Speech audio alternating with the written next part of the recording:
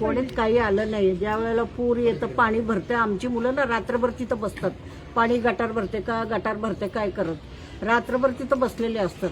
झोप नाही काय नाही कोणाला. आम्ही पण सतत खिडकी उघडतो बघतो पाणी आलं का करत. कोणच येत नाहीये इथं, बघायला येत पण नाहीये. लोक जागे आहेत का नाही का पुरात गेले ते पण बघायला येत नाही.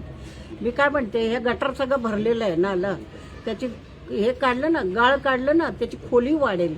खोली वाढली की त्यात पाणी अजून साठेल का नाही ते करतच नाही येत. अजून त्यात गाळ भरतच जाते त्याच्यात. तो नाला वर आलाय भरत केवढी खोल होती ती. तर ते आधी नाला साफ करून घ्यायला पाहिजे सगळं त्या लोकांनी. वर्षभर येतं आमचं सामान जातं, परत ते जमा करेकर पण पुढच्या वर्षी परत जातं. परत आम्ही जमा करतो, परत पुढच्या वर्षी जातं. दरवर्षी तेच का आम्ही पाण्यालाच देत बसायचं का? 6 फूट पाणी भरलं 19 साली. सगळं घरातलं फ्रीज सकट वॉशिंग मशीन सगळं एवढं मोठमोठ्या वस्तू गेल्या, सगळे गेले. काय गेलं? 15,000 धान्य सकट सगळ्या वस्तू गेले. काय 15,000? 15,000 संसार उभा राहतो का? उभा राहतो का 15,000 संसार? तेवढं आम्हाला जमा करेपर्यंत आम्हाला एवढं वर्ष लागली. आणि दरवर्षी तेच फ्रीज पाण्यात गेले की गेलं, संपलं ना, फेकून टाकावं लागतं. मग यायला पाहिजे काहीतरी पथक. पाणी पाऊस पडला यायला पाहिजे. तुम्हाला काय मदत पाहिजे का? पाणी भरते का? सामान आम्ही मदत करू, सामान तुमचं उचलू का? काय करू का? विचारायला कोण येतंय? कोणाच येत नाही. आमचे पोरं असले की आम्ही आमच्याकडे लक्ष द्या असं एवढं काय करणार आहे? कसं येतात तसं येतात. आमच्याकडे लक्ष द्या. बसलाय तर पोराला सुट्टी घेऊन ग्रामाच्या पोरांचे लागले आहे फीस वगैरे कसं काय भरणार आम्ही?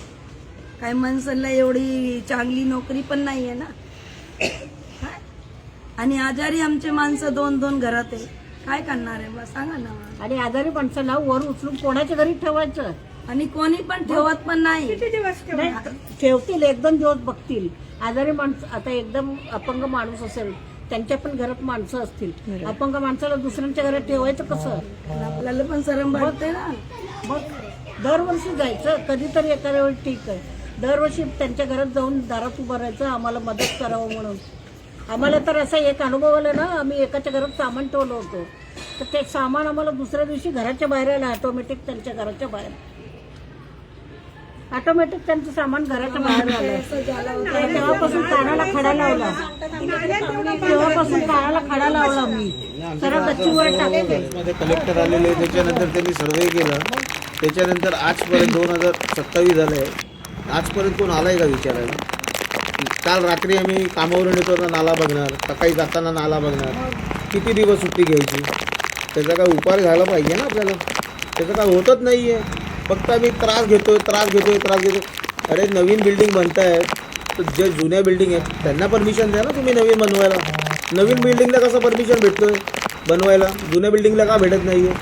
हां, त्रास आम्हाला होतोय, त्यांना थोडी नव्हतं. त्यांना करोड रुपये भेटत आहेत. त्याचे जे पहिले जे राहत आहेत त्यांचा बघा ना तुम्ही. वोट बँक तुमचं ते हे. माझं फक्त एकच सांगणं आहे की लवकर काहीतरी यांनी करायला पाहिजे. कर्ज काढायचं, दुसऱ्या वर्षी परत भरायचं, परत दुसरा कर्ज काढा. हेच करायचं का आयुष्यभर?